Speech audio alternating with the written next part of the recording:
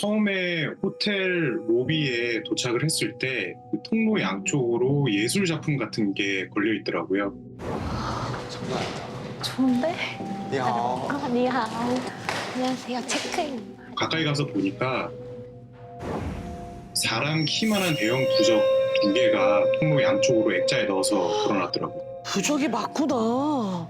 그러니까 저희 아버지가 그 이전에 현지인 동료분께 들었다면서 말씀을 해주셨는데 그 호텔이 그 귀신 나오는 5성급 호텔로 현지에서 굉장히 유명하다는 얘기를 들었어요. 우와. 어떡해.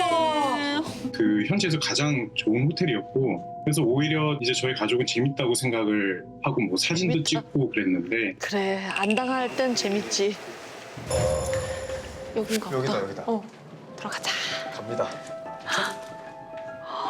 와, 장난 아닌데?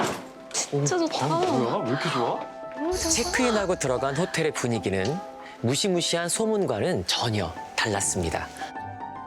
이거 5성이죠. 방을 2개 잡아 엄마와 아빠가 한 방, 누나와 제가 한 방을 쓰기로 했죠. 앞으로의 대만 생활은 어떨까? 누나와 이런저런 이야기를 하다 잠에 들었습니다. 그런데 얼마 안 돼서 잠결인데도 뭔가 이질적인 냄새가 나더라고요. 바로 향 냄새였어요. 모텔 향 냄새 안 나는 거. 호텔에서 향 냄새라. 어디서 향 냄새가 나지?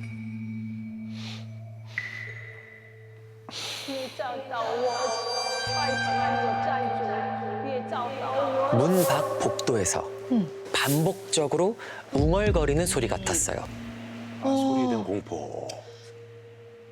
문에 가까워질수록 향 냄새는 더욱 짙어졌고 소리도 점점 커졌습니다. 조심스럽게 문에 있는 렌즈로 밖을 살펴봤는데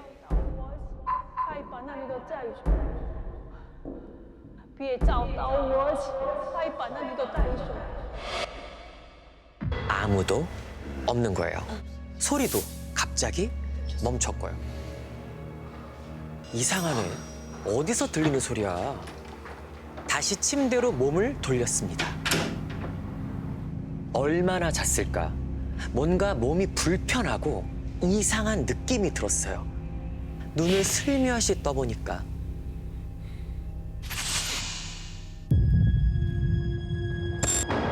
웬 여자가 있는 거예요. 제 다리 쪽에서 뭔가 같은 동작을 반복하고 있더라고요.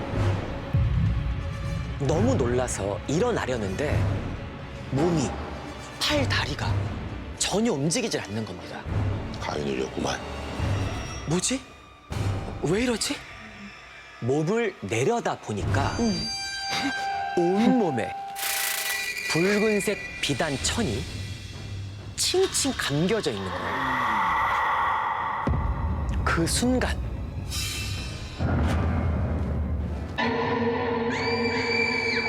갑자기 손이 나타나 여자의 머리채를 팍 낚아챘습니다. 어머. 낚아챘습니다.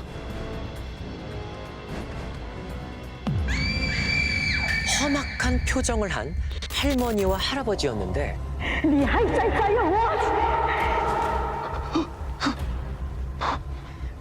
여자의 머리채를 잡은 채 그대로 질질 끌고 사라졌습니다. 다행이네 어쨌든. 그들이 사라지자 전 몸을 움직일 수 있었어요. 꼬부는 아닌 것 같은데. 그런데 옆 침대에 있어야 할 누나가 보이지 않는 겁니다. 어디 갔어? 놀라서 찾아보니까 안 돼! 열지 마! 왜 이래? 밖에 이상한 사람들이 있을 수도 있다고. 아니, 나 좀 전에 어떤 미친 여자가 내 몸 막 이렇게 빨간 천으로 칭칭 감고 근데 또 어떤 할머니가 나와가지고 그 여자 머리채 잡고 끌고 가고 모르겠어. 여기 진짜 이상해. 야, 나도 봤어. 그 사람들. 누나도 봤다고? 아 맞네. 그럼 이거 호텔에 귀신이 있구나. 알고 보니 누나도 저와 비슷한 꿈을 꾸고 일어나서 문 밖을 확인했다는 겁니다. 아, 이거 꿈 아니다 이거. 그런데 다른 점이 하나 있었습니다. 꿈에서 향 냄새를 맡고 웅얼거리는 소리를 들은 누나는 문을 열었다고 했습니다.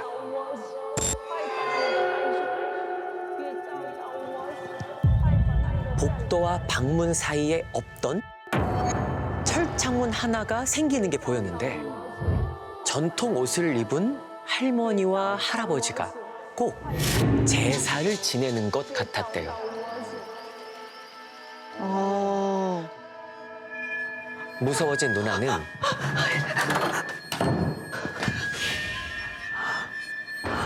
제가 누운 쪽으로 고개를 돌려보니까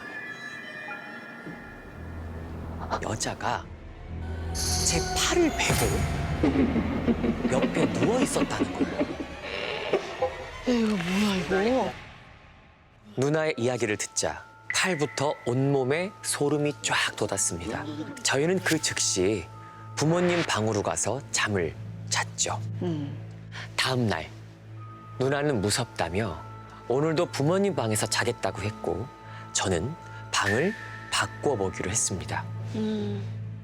프론트로 내려가 방 변경을 요청하니까 이유도 묻지 않고 바로 다른 방을 주더라고요. 아 이게 한두 번 아닌가 봐. 클레임이 많았나 봐. 그날 밤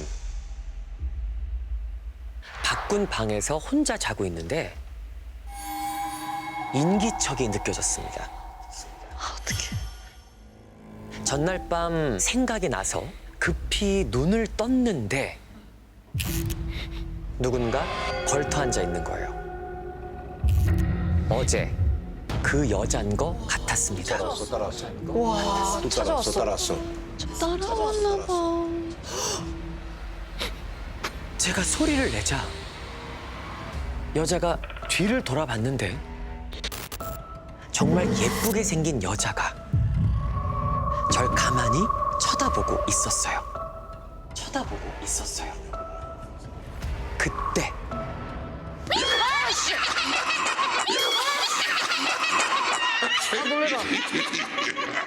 갑자기 소름 끼치는 웃음소리가 울려 퍼졌습니다.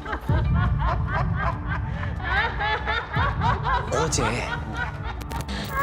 여자를 끌고 갔던 할머니와 할아버지가 제 뒤에서 미친 듯이 웃고 있었어요.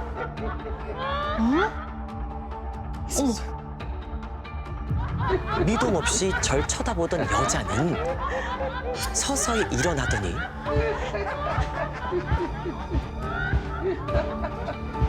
의자 위로 올라갔어요. 할머니와 할아버지의 찢어진 웃음소리가 더 크게 울려 퍼졌습니다. 그 순간 저도 모르게 몸이 먼저 움직였습니다. 여자를 구해야 한다 생각밖에 안 들었어요.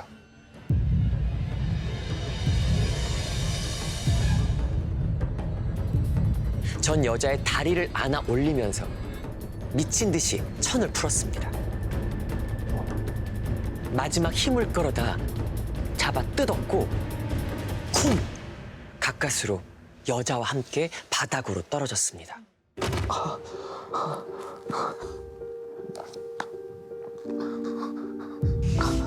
그때 여자가 저에게 말을 했어요. 去哪儿了？为什么才来？ 이상했어요. 대만어라 못 알아듣는 언어인데 신기하게도 무슨 말을 하는 건지 다 느낄 수 있었어요. 미안해. 내가 너무 늦게 왔지. 혼자서 진짜 많이 힘들었지. 이제 다른 데 안 갈게. 옆에 있어줄게. 얼마나 울었을까요? 정신이 몽롱해지기 시작했습니다. 귀신한테 걸렸어. 그때 주변에서 웅성거리는 소리가 들리더니 뭐지?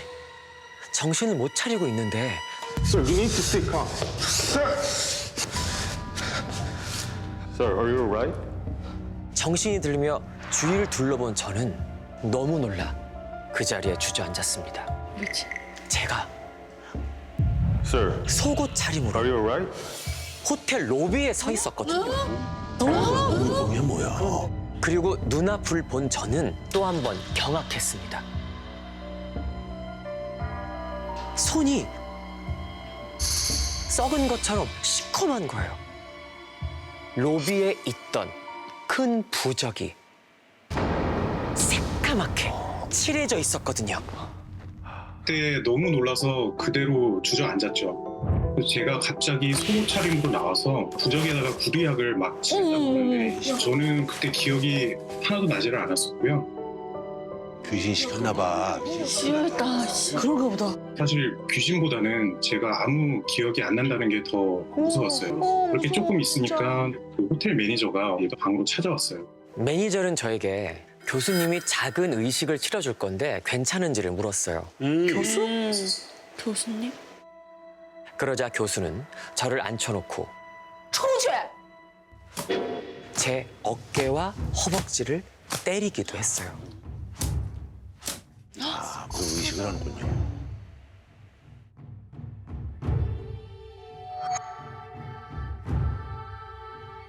의식이 끝난 후 아빠가 쫓아나가 한참 있다 들어오셨어요.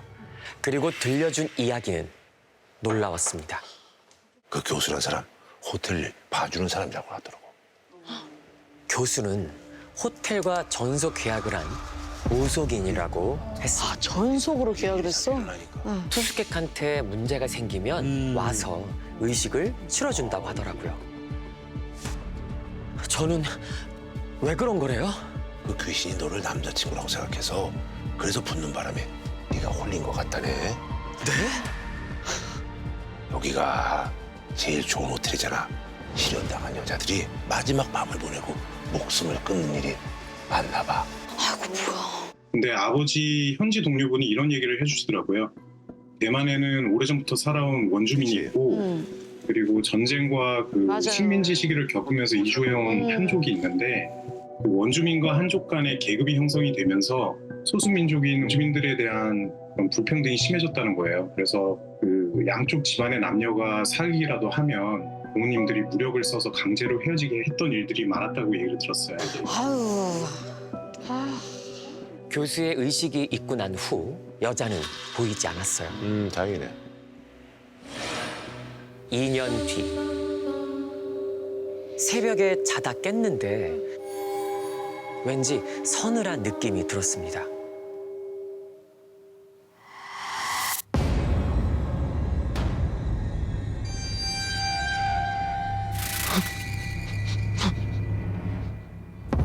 여자가 다시 나타났습니다.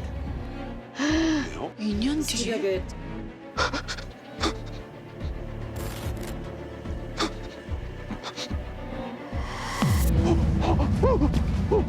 붉은 천을 제 입에 쑤셔 넣기 시작했습니다. 원망하듯 점점 더 세게 마구잡이로 우겨 넣었죠. 숨이 막혀 이대로 죽는구나 느낀 그 순간 잠에서 깼습니다. 꿈이었던 겁니다. 꿈도 찝찝하네. 왜 다시 나타난 거지? 날 죽이려고?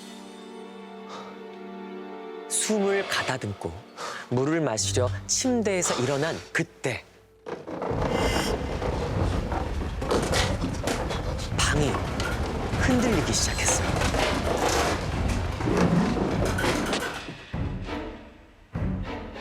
사방팔방 물건들이 떨어지고 가구가 쓰러졌죠. 그리고 방금까지 제가 누워있던 곳에 책장이 쓰러지는 게 보였습니다. 자고 있었으면 그대로 깔려 죽었겠구나. 자고 있었으면 안 돼. 1999년 9월 21일에 일어난 대만 9.21 대지진이었습니다. 규모 7.6 지진으로 수많은 건물이 붕괴해 무려 2,400명 이상이 사망하고 11,000명 이상의 부상자가 발생한 최악의 지진이었죠. 만약 그 여자가 깨우지 않았다면 전 어떻게 됐을까요?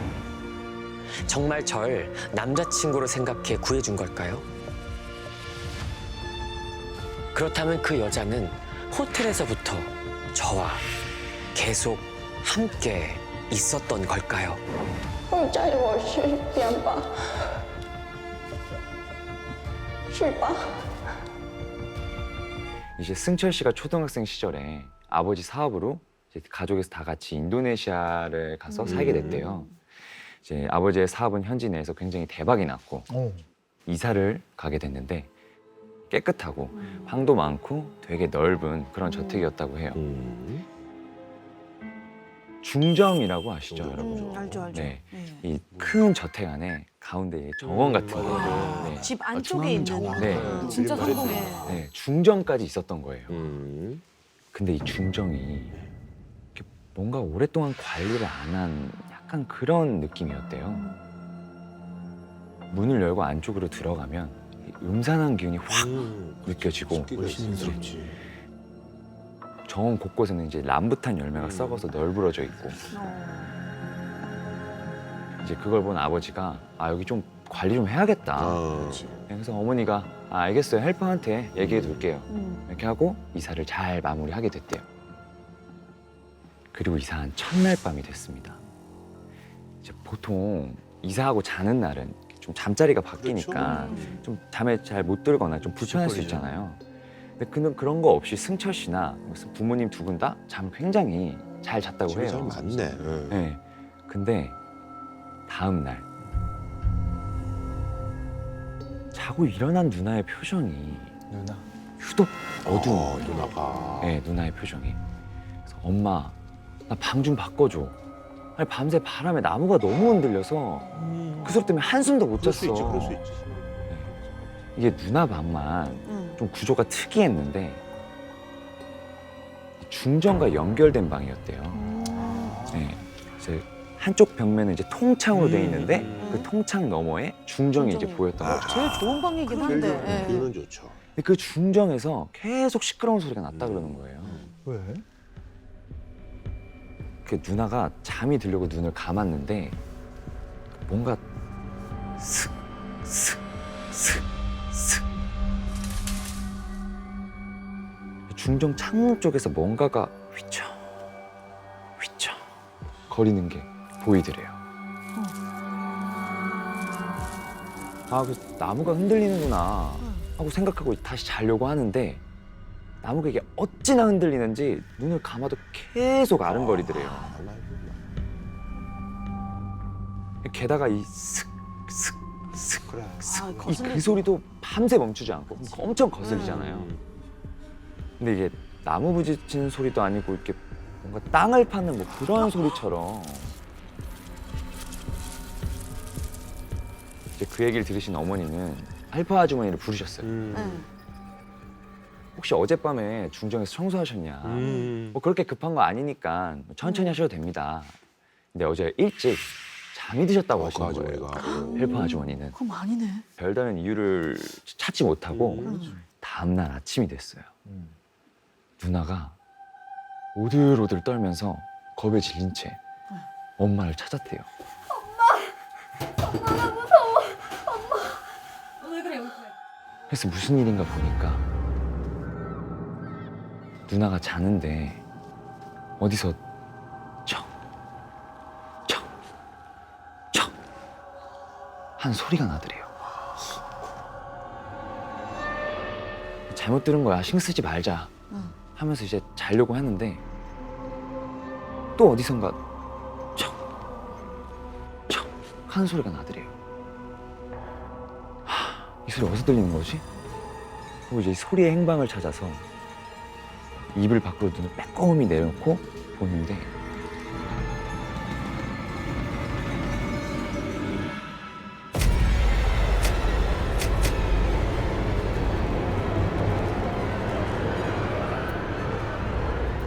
그걸 보고 너무 놀라서 누나가 기절해버린 거예요. 그리고 이제 그 다음 날에 누나가 깨어나자마자 창문을 바라봤는데 그 통창에는 아무런 흔적이 없는 거죠. 그래서 이제 누나는 그 방을 쫓아 나와서 어머니를 붙잡고 이제 엄마 나 진짜 이 집 무서워서 살기 싫다 하면서 울고불고 했대요. 괜찮아. 빨리 봐봐. 여기 마구가 있어.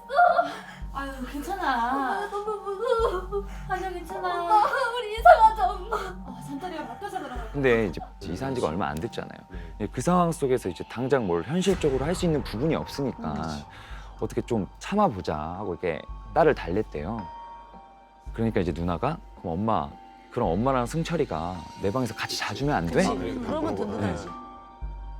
그래서 그래 엄마랑 자자. 잠자리가 바뀌어서 그런 걸 수도 있어. 어머니는 이제 우는 누나를 안아주시면서 달래주셨다고 해요. 이제 그렇게 그날 밤이 됐어요. 누나 방에 모여서 잠을 자게 되는데 좀 뭐 걱정과는 다르게 그 중정 창문 쪽에서도 아무 소리도 안 나고 아무것도 안 보이더래요. 나 잠이나 자야겠다 하고서 이제 자려고 하는데 그 눈 감아도 앞에 아른아른거리는 그 느낌 아시죠? 감은 두 눈앞에 뭔가 계속 아른아른거리더래요.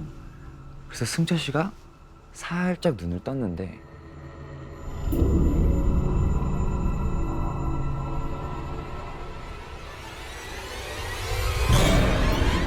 까만 게 뭔가 새까만 게 무언가가 보이더래요. 눈이 딱 마주친 거예요. 근데 이게 나무 그림자도 아니고 짐승도 아니고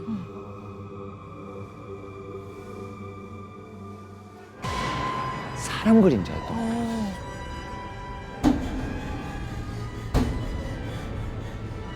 거기 사람이 있어.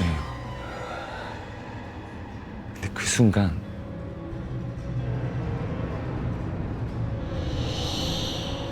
창문에 따다다다다 하고 붙는 거예요. 있네, 여러 명 있어. 왜 이렇게 많은 거야 또? 막 이렇게 달라붙어서는 새하얀 눈을 그 승철 씨의 가족을 쳐다보는 거죠. 그리고 이 곧 눈이 어둠에 익숙해지면서 그 검은 형체들이 서서히 잘 보이기 시작했는데요. 승철 씨는 그걸 보고는 몸이 싹 굳어버려요. 이 그 모습은 살이 녹아서 눌러붙다 못해 뚝뚝 흘러내리던 모습이었대요. 큼지막한 손이 척 하고 붙고 또 이 작은 손이 또 척 하고 그러면서 되게 기괴한 소리를 내더라고요.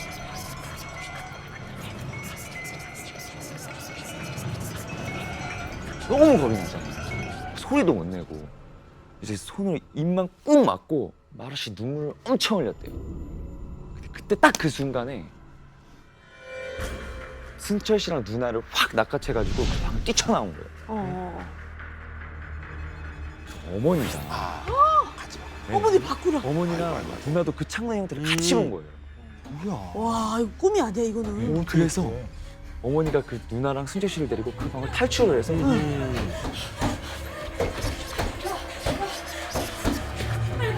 다 같이 끌어안고 밤을 지샜대요. 와. 그 일을 겪은 이상 그 집에 다시는 살 수가 없잖아요. 쉽지 않지. 이사 가야지. 이사 가기로 판단을 한 거죠. 그리고 이제 얼마 지나지 않아서 갑자기 헬퍼 아주머니가 가족들 있는 쪽으로 막 뛰어오시더래요. 왜 그러시냐? 무슨 일 있으시냐? 그러니까 헬퍼 아주머니가 그 이웃집에 사는 헬퍼한테 어떤 얘기를 들었는데 비밀이 있네. 알고 보니까 이 저택에 사연이 있었다니까. 궁금하다. 50여 년 전에 이 저택에 일본인 가족 넷이 살았는데 이 전쟁이 끝나고 얼마 뒤에 원인 모를 화재로 그 일본인 가족 전부가 불에 다 죽었다는 거예요. 그래서 동네 사람들은 그 시신들을 수습해서 땅에 묻어다 줬고 거기가 어딘지 아세요? 혹시 설마 중정 가는 네, 중정? 거기가 바로 중정. 그 가족들 소리였나 보네 그럼. 은하방 창문으로 보이던 그 중정. 와 어떡해. 뭐야 이거 이거. 어떻게 해야 되나? 그 얘기를 듣고 누가 안 놀래요? 자기가 살던 집 안에 그런 일이 있으니까. 예, 무덤이 있는데. 무덤이 있는데. 그래서 아버지가 이렇게 뭔가 홀리듯이 막 삽을 들고 그 중정을 막 달려가셨대요. 네. 그래서 그 람부탄 밑을 막 파는데 설마 이걸? 갑자기 그 광경을 보고 어. 두 분 모두 말을 잃으셨대요. 아 뭐가 있나 봐. 그 보통 정원 전체 이렇게 보면 흙만 이렇게 땅이 흙으로 돼 있잖아요. 그렇죠. 근데 그 람부탄 나무 밑에만 시멘트로 돼 있어요. 아이고. 그 헬퍼 아주머니가 들었던 얘기로는 일본인 가족 시신이 묻힌 곳이 흙이 아니라 시멘트로 전부 꽉 채워져 있었던 거죠. 막아놓은 거네.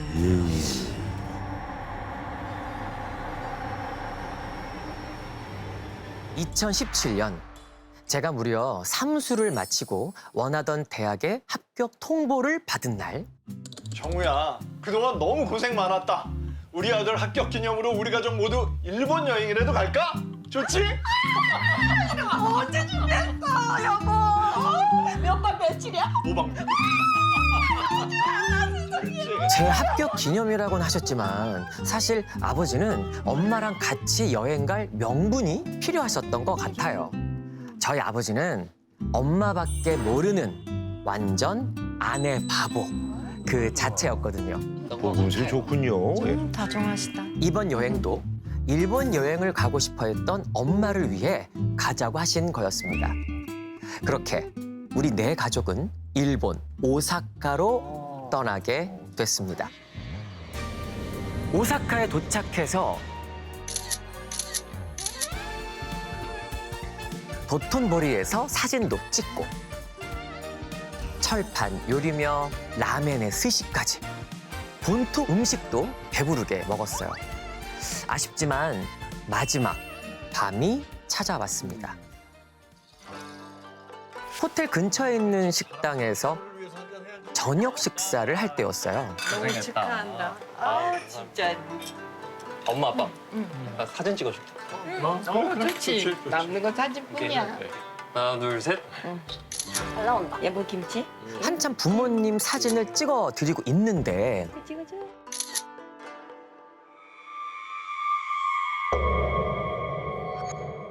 웬 아주머니 한 분이 저희를 뚫어져라 쳐다보고 있더라고요. 그 아주머니 머리는 며칠을 안 감은 것처럼 떡이 져 있었고 입술엔 피딱지가 앉아 있었어요. 저와 눈이 마주치자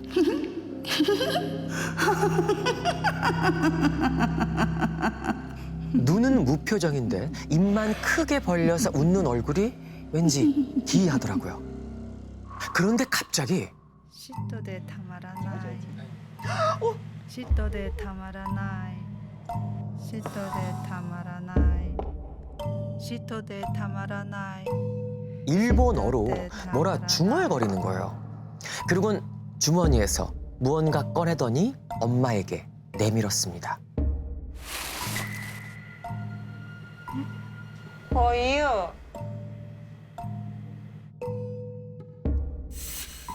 바로 코켓이였죠. 이름을 모르는 사람들은 많아. 뭐 처음 들어. 어리둥절해한 우리 가족에게 프레젠토. 하위리. 프레젠토? 아, 선물. 아리가또 고자이마스. 하이. 선물이라고 하니까 아리가또 아리가또 하면서 받으셨죠. 좋아하는 엄마와 달리 저는 기분이 찝찝했어요.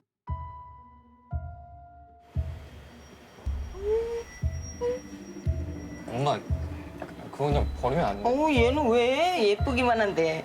이거 보면서 일본 여행 추억하면 되겠다. 거실에 두면 딱이겠네. 인형이 모양도 예쁜데. 결국 엄마는 집에 돌아와서 코키 씨를 거실 TV장 위에 올려두셨죠. 그 선물이 어떤 비극을 가져올지 까맣게 모른 채로요. 여기까지는 코키 씨를 선물 받아온 이야기입니다. 하지만 지금부터는 그날 이후로 겪은 정말 끔찍한 한 여자의 3번의 방문에 대해 말씀드리겠습니다. 첫 번째 방문. 방에서 자고 있었는데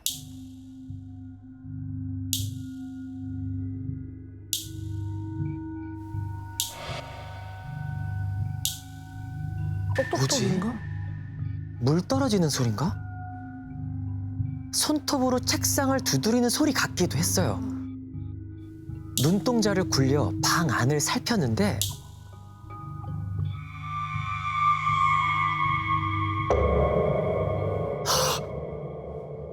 침대 끄트머리에 어떤 여자가 앉아 있는 거예요.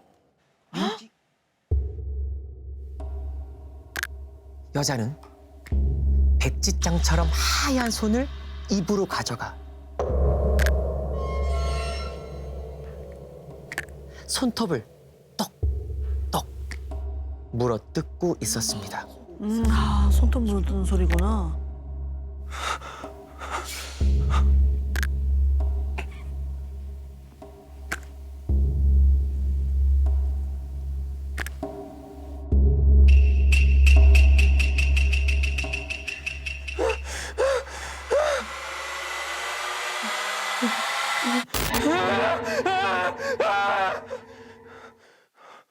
저는 그날 태어나서 처음으로 가위에 눌렸습니다. 그런데 다음날 아침 눈을 뜨자마자 이거 왜 쳐발라? 어떤 새끼한테 잘 보이려고? 어? 이 양반이 왜 이래 진짜. 맨날 바랬던 거잖아. 화장대 앞에 앉아 계신 엄마한테 아버지가 화를 내고 계시더라고요. 이 쓰레기 같은 거! 저는 너무 놀랐어요. 부모님이 이렇게 크게 싸우는 걸 처음 봤거든요.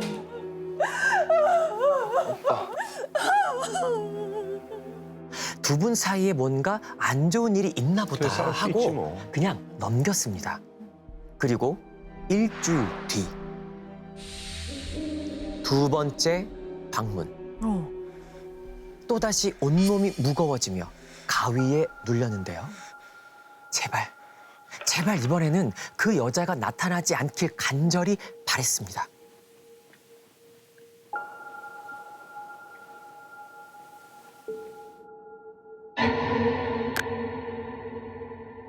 하지만 그 여자는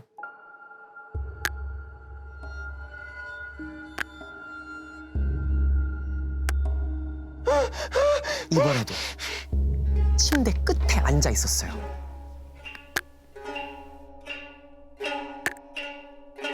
머리카락 사이로 그 여자가 입고 있는 옷이 보였어요. 새빨간 기모노였습니다.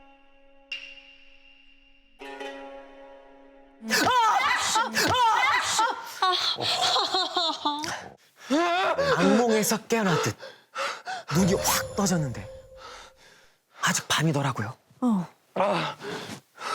그런데 문 밖 거실에서 누군가 중얼중얼 하는 소리가 들렸어요. 조심히 문을 빼꼼 열어봤더니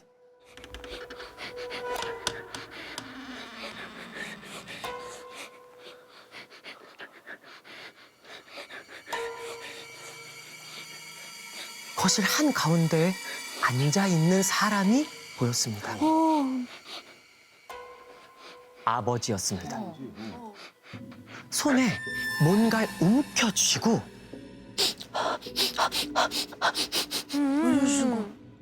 냄새를 맡고 계시더라고요. 그런데 아버지가 손에 움켜쥐고 있는 건 엄마의 옷이었습니다. 난 새끼 냄새가 나. 바람났어. 더러운 일. 잊어주길련. 차마 듣기도 힘든 욕설을 내뱉으며 계속 중얼거리셨어요. 아빠 왜 그러세요? 그런데 그때 아버지가 저를 돌아보셨는데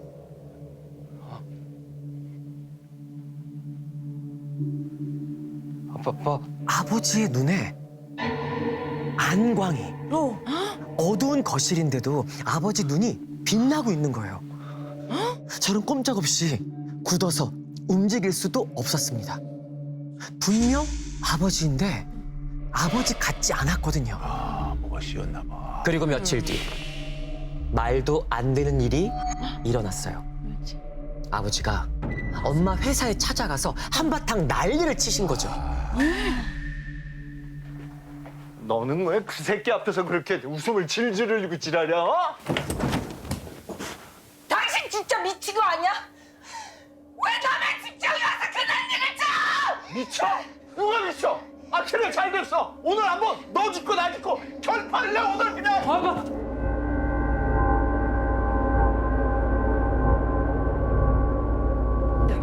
놔! 그러지 좀 마세요, 제발 아버지. 진짜. 뭐라고 임마! 제발 아빠! 제발 정신 좀 차려! 이 미친 짓보다 지겨워 진짜! 싸가지 없는 년이.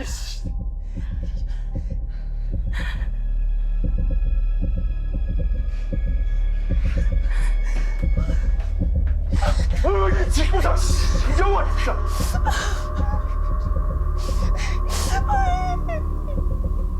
누나는 그대로 집을 나가버렸습니다.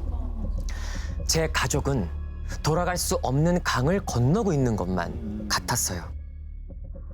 일주일 뒤 절대 잊을 수 없는 마지막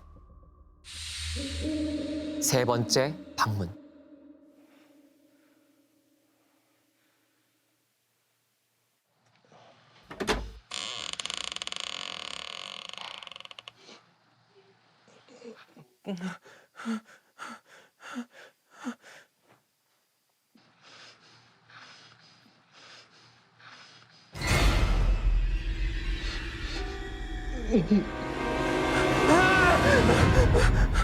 그 여자는 그날도 제 방을 찾아왔습니다.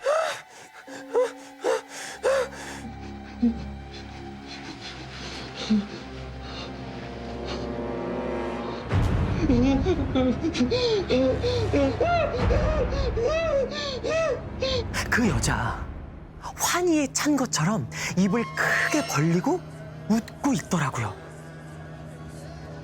그리고는 舌でたまらない舌でたまらない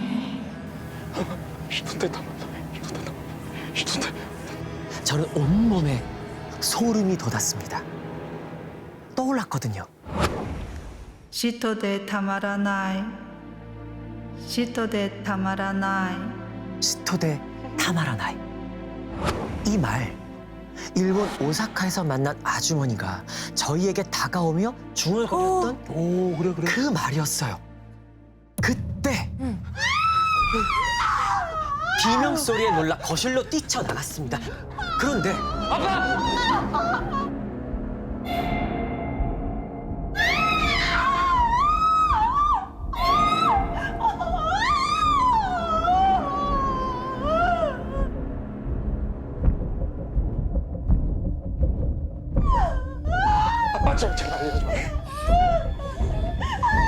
그 순간 제발 이러지 마세요.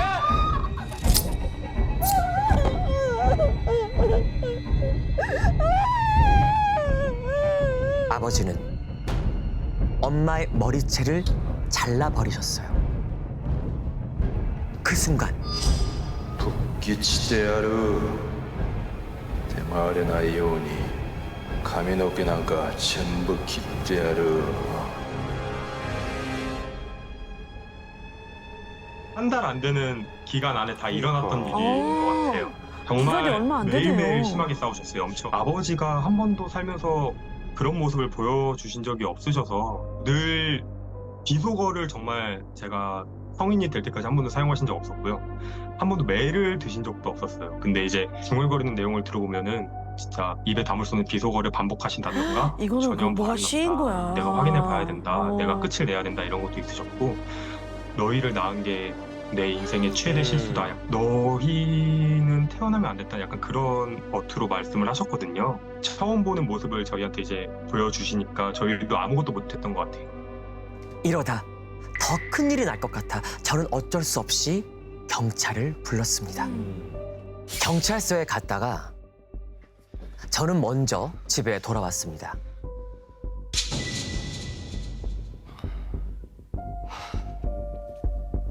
누나 왜 연락 안 받았어? 지금 엄마 아빠 난리 났어. 나중에 경찰서에서 내가 내 친구 줄까? 이번에 결혼하는 내 친구. 결혼 선물로. 뭐? 누나가 갑자기 이런 이상한 소리를 하더라고요. 누나의 시선 끝을 따라가 보니 코켓이가 있었어요.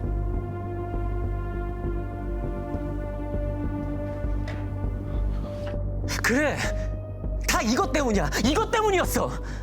저는 그제야 깨달았습니다. 코켓이가 이 모든 일의 원흉이었다는 걸요.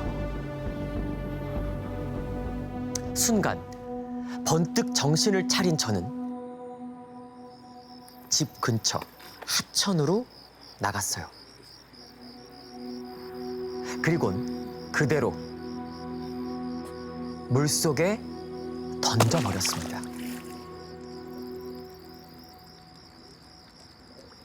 코키씨가 점점 멀어지자 정신이 좀 맑아지는 것 같더라고요. 코키씨를 버린 이후 부모님은 사이 좋던 예전의 모습으로 돌아오셨어요. 그래? 쟤 때문이야? 그런데 정말 이상한 건요. 엄마.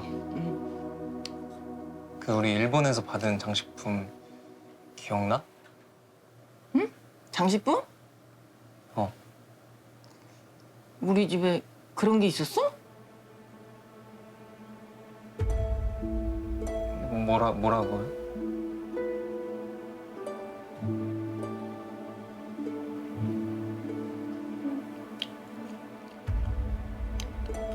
부모님 두 분 다 싸운 건 기억하지만 오사카에서 가져온 코키씨에 대해서는 아무것도 기억하지 못하신다는 겁니다. 우와. 그리고 잊고 계셨죠? 새빨간 기모노를 입은 귀신이 중얼거리던 말. 오사카에서 만난 아주머니가 嫉妬でたまらない 우리 가족을 보며 했던 그 말. 시토데 타나라나이. 옛 뜻은 질투가 나서 견딜 수 없다. 아. 오사카에서 만난 아주머니가 우리 가족에게 건넨 코켓이 어쩌면 선물이 아닌 질투에서 비롯된 끔찍한 저주가 아니었을까요? 지금으로부터 5년 전 여름 저와 엄마가 경험했던 실제 이야기를 들려드리도록 할게요. 어느 뜨거운 여름날 저녁 군대에서 휴가 나온 남동생한테 전화가 온 거예요.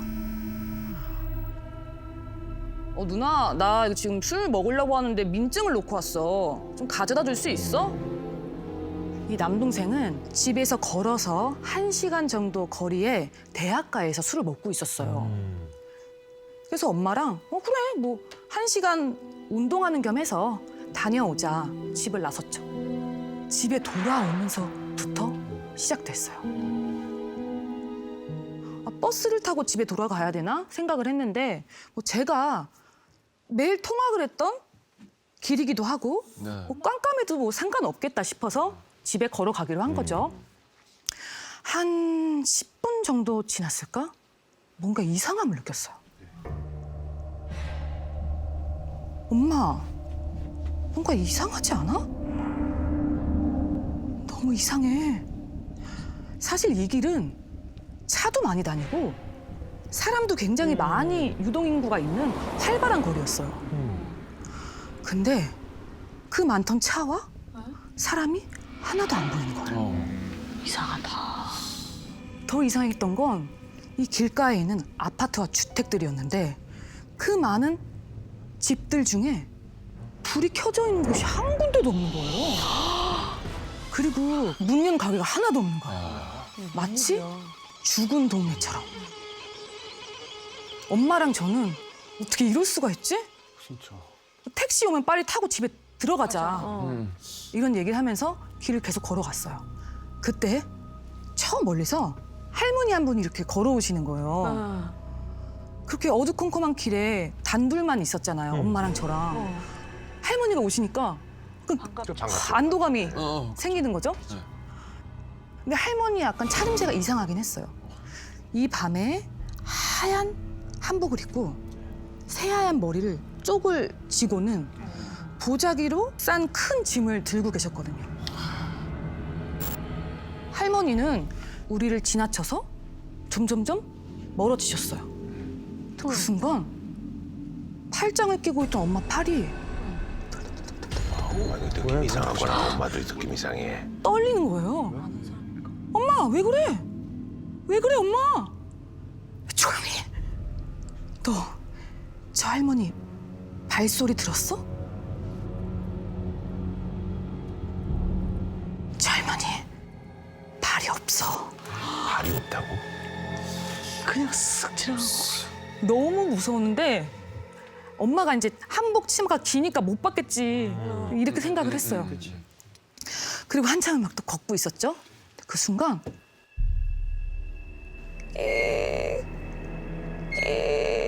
소리가 들리는 거예요. 저도 모르게 고개를 휙 돌렸죠. 근데 거기에는 아파트 놀이터 그네가 있었어요. 근데 그 그네에 한 여자가 저희가 지나가는 쪽을 향해서 앉아 있는 거예요. 그리고는 그 여자는 긴 머리를 이렇게 풀어헤치고 고개를 푹 숙이고 있어서 얼굴은 안 보였거든요. 근데 새하얀 발과 빨간 구두가 너무 선명하게 보이는 거예요. 너무 무서워서 엄마 팔짱을 끼고 막 빨리 걸어갔어요. 분위기가 이상하네. 그런데 바로 앞에 시장이 하나 나오는 거예요. 가게들도 다 열려져 있고 사람들도 몇 명 오가는 거예요. 엄마, 밝은 데 있다, 밝은 데. 우리 이쪽으로 가자. 하지만 그건 엄마와 저의 착각이었어요. 왜? 시장에서도 이상한 점이 한두 가지가 아니었어요. 이 가게들마다 주황색 등이 있었는데 이 등이 상갓집에서 쓰는 그런 거. 그 등처럼 생긴 거예요. 가게마다 파는 물건들이 비슷비슷했는데 구운 생선을 이렇게 첩첩이 쌓아서 팔고 이 과일 있죠? 과일 윗부분이 깎여져 있는 거예요. 과일이 이상한데 과일이. 그리고 가격이 100원, 200원, 500원. 왜 이렇게 싸? 또 싸네. 옛날 가격인데. 말도 안 되잖아요. 그리고 더 이상했던 건 엄마랑 제가 가게를 지나갈 때마다 사람들이 이렇게 나와서 쳐다보기 시작하는 거예요. 근데 가게뿐만 아니라 이 길을 걸어 다니는 사람들도 엄마랑 저를 힐끗힐끗 쳐다보는 거예요. 뭐지? 엄마랑 저는 뭔가 잘못됐다 생각이 드는데 자체로 이상하네. 이거를 아는 척을 하면 무슨 일이 벌어질 것 같은 거예요. 다행히도 곧 시장을 빠져나올 수 있었고 그 앞에 횡단보도가 있는 거예요. 횡단보도를 보니까 안도감? 다행이다. 마음이 풀어진 거죠. 그래서 뒤를 딱 돌아봤는데 분명히 저희가 길을 지나올 때는 사람이 몇 명 없었거든요. 근데 마치 장난에 사람 많을 때 보면 사람 머리만 이렇게 빼곡하게 보이잖아요. 그 정도로 골목에 사람이 가득 차 있는 거예요. 바글바글하고. 갑자기. 그런데 그 사람들이 일제히 엄마랑 저를 쳐다보고 있는 거예요. 엄마, 저거 봐, 이상하지 않아? 갑자기 사람들이 왜 이렇게 많아졌지? 엄마는 제 얘기를 듣고 뒤를 돌아보셨고 얼굴이 새하얗게 질린 채 빨리 가자, 빨리 가자 그러면서 이제 어머니가 야근하고 계시는 아버지한테 전화를 해서 주연 아빠, 우리 좀 데리러 오면 안 돼? 여기 대학가에서 집으로 가는 길인데 좀 데리러 와. 어머니는 너무 무서우셨는지 이 상황을 막 설명을 하시는 거예요.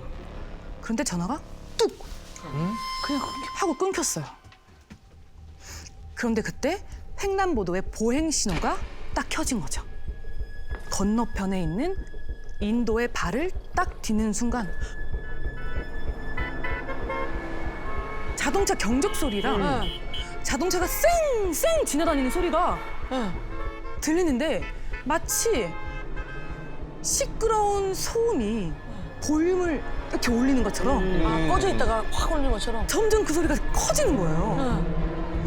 그리고 그 순간 지나다니는 사람들, 불 켜진 아파트와 주택, 시내 버스, 택시가 다니는 게 눈에 들어오기 시작한 거죠. 뭐야 이거 어떻게 된 거야? 그때 저는 우리가 사는 곳으로 돌아왔구나. 이런 생각이 들었어요. 그럼 아까까지는 뭐야? 엄마는 그 순간 긴장이 풀리시며 바닥에 털썩 주저앉으셨고 더 이상 걸어갈 수가 없어서 버스를 타고 집에 오게 된 거죠. 하지만 이 이야기는 여기가 끝이 아닙니다. 무사히 이제 집에 도착해서 누워서 전 쉬고 있었고 어머니는 거실에 계셨는데 불안한 목소리로 막 오셔가지고 문을 두드리시면서 너 앞으로 밤에 그 길로 다니지 마. 저도 그치 엄마 너무 이상했지. 왜 시장에 사람들이 그렇게 많았을까? 그랬더니 어머니가 뭐에 홀린 듯한 표정으로 아까 내가 왜 빨리 가자고 한 줄 알아? 네가 돌아보라고 해서 뒤를 봤더니 시장은커녕 어두컴컴한 게 아무것도 없는 거야. 그리고는 어머니가 뭔가 하나 기억이 난 것처럼 말씀하시는데 주연아, 근데 우리가 그 길 자주 다니던 길인데 그 길 원래 시장이 없잖아. 시장이 없어 아예? 그래서 저랑 엄마가 핸드폰으로 지도를 살펴봤어요. 근데 그 길 어디에도 시장이 없는 거예요. 그날 밤 야근을 끝낸 아빠가 돌아오셨어요. 어머니는 아버지한테 아까 저녁에 전화했을 때 왜 안 받았냐고 막 그러시는 거예요. 그러자 아버지가 말씀을 하셨는데 저는 이 말씀을 듣고 그날 밤 엄마랑 잘 수밖에 없었어요. 잘못 누른 거 아니었어? 당신 목소리는 안 들리는데 시끄러운 시장통처럼 시끌시끌한 소리가 들렸다는 거예요. 야 이거 어떻게 설명하냐? 그날 이후에 그 길을 엄마랑 같이 몇십 번, 몇백 번을 다시 가도 시장은 나오지 않았어요. 야 미친. 도대체 엄마랑 저랑은 어떤 길을 걸어왔고 무엇을 봤던 걸까요?